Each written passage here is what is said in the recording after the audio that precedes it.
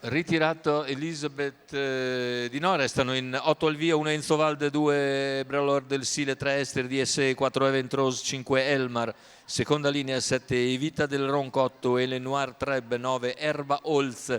Favore in chiusura per Ester DSE ed Elmar, vicini nella valutazione, con la partenza che vede protagonisti Ester DSE e Elmar che è più veloce. Elmar velocissimo in partenza, cerca di sopravanzare Ester DSE, si accende il duello fra i due con Elmar che insiste su Ester DSE che tenta di reagire rientrando all'avversario.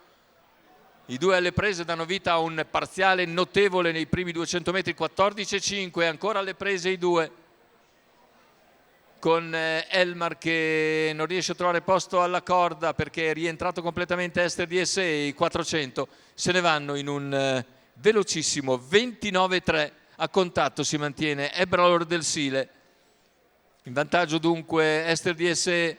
Elmar rimane di fuori, scoperto alla corda Ebrador, poi ancora il numero 9 Erba Holz, via via gli altri. Intanto primi 600 metri piuttosto sostenuti, 45,6. Ancora Elmar insiste e al completamento del giro passa in vantaggio su Ester DSE che appare già in crisi. In vantaggio dunque Elmar. Ebralor del Sile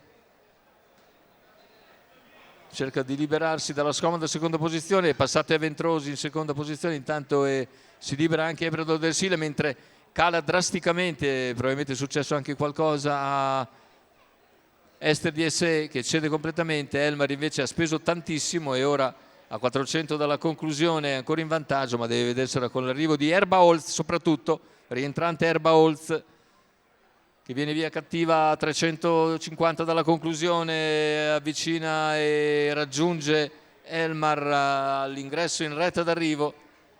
Erba Holz va su Elmar che si difende.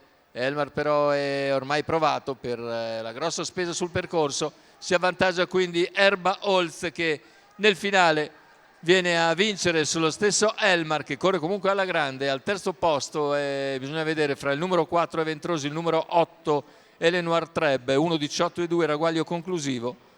La vittoria quindi per Erba Holz e Antonio Scarano, cavalla che era al rientro stagionale, non correva addirittura dal 20 gennaio a Padova. Erba Holz davvero una prestazione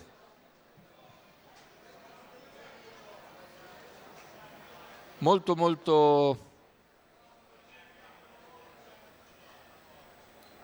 valida, era in scuderia con Elmar e quindi non cambia nulla agli effetti del vincente, ma Erba Holz dopo 8 mesi di gara ritorna alla vittoria. Antonio Scarano in sediolo per il training di Matteo Restelli e della scuderia Limitless.